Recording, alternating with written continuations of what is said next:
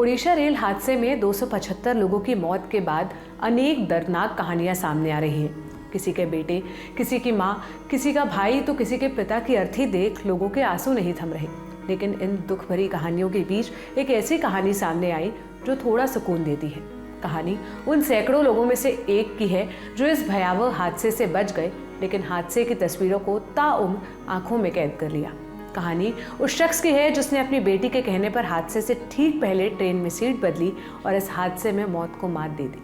Kharagpur station, शुक्रवार का दिन था, 5 बजने ही वाले थे। दूसरे यात्रियों की तरह के देव भी ट्रेन का इंतजार कर रहे थे। देव पेशे से एक सरकारी कर्मचारी हैं, खड़गपुर में ही परिवार के साथ रहते हैं। अपनी बेटी के साथ वो कटक जाने के लिए स्टेशन आए थे। बेटी के हाथ में फोड़ा था जिसके इलाज के लिए कटक में एक डॉक्टर की अपॉइंटमेंट लगी थी। पिता संग बेटी रेलवे स्टेशन के प्लेटफॉर्म पर ट्रेन का इंतजार कर रही थी। ट्रेन थी कोरोमंडल एक्सप्रेस, वही ट्रेन जिसकी खबरें इन दिनों आपको खूब सुनने को मिल रही होंगी। ट्रेन आती है, बेटी और पिता ट्रेन में सवार हो जाते हैं। ट्रेन खड़गपुर स्टेशन से निकलती है। देव और उनकी बेटी का टिकट 3rd AC कोच में था, लेकिन बेटी जिद करती है कि उसे विंडो सीट चाहिए। बेटी की जिद के आगे देव की एक न चली। आसपास लोगों से पूछते हैं, लेकिन सभी अपनी सीट देने से इनकार कर देते हैं। देव ट्रेन में मौजूद टीसी को अपनी समस्या बताते हैं। टीसी बेटी की तरफ देखते हैं। मासूम बच्ची को देख टीसी भी मदद के लिए तैयार हो जाते हैं। आसपास के कोच में जाकर देखते हैं, देव की कोच से 3 रैक दूर एक कोच में 2 लोग अपनी सीट देने को तैयार हो जाते हैं। दोनों ही लोग देव वाले कोच में आकर उनकी सीट पर बैठ जाते हैं। इस पूरे घटनाक्रम में 1 घंटा गुजर जाता है। ट्रेन अपने पहले स्टॉप बालासोर को पार कर चुकी थी। 7 बजने वाला था।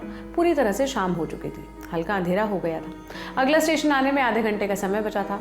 लोग रिलैक्स होकर अपनी यात्रा का आनंद ले रहे थे। ट्रेन बहनागा स्टेशन के करीब थी, जहां उसे रुकना नहीं था, इसलिए अपनी पूरी स्पीड के साथ स्टेशन को पार करने ही वाली थी कि अचानक एक जोरदार झटका लगता है। देव और अन्य यात्री समझ नहीं पाते कि हुआ क्या।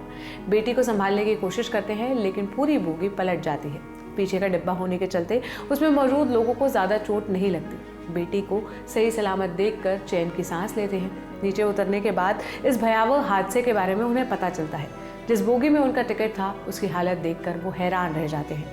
वो कोच पूरी तरह से क्षतिग्रस्त हो चुका था। उस इकलौती बोगी से ही कई लोगों की मौत की खबर मिलती है। हादसे से वो खुद को संभालते हैं और इसे चमत्कार मानकर भगवान को शुक्रिया अदा करते हैं। हादसे के बाद देव बताते हैं, जो लोग उनकी सीट पर यात्रा कर रहे थे उनके बारे में कोई जानकारी नहीं मिल पाई, लेकिन हम उनकी सुरक्षा की कामना करते हैं। साथ ही इस चमत्कार के लिए ईश्वर के आभारी हैं। हमारे कोच में लगभग सभी यात्री सुरक्षित थे। देव कहते हैं, अगर उनकी बेटी ने सीट बदलने की जिद ना की होती तो शायद वो आज जिंदा नहीं होते।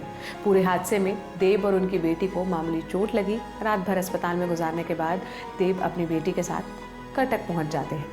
अब आपके लिए ये सारी जानकारी मेरे साथी दीपेंद्र गांधी ने जुटाई थी। मेरा नाम है सोनल। ओडिशा हादसे पर हमारी नज़र बनी हुई है। हर अपडेट द लिलन टॉप के जरिए हम आप तक पहुंचाते रहेंगे। शुक्रिया।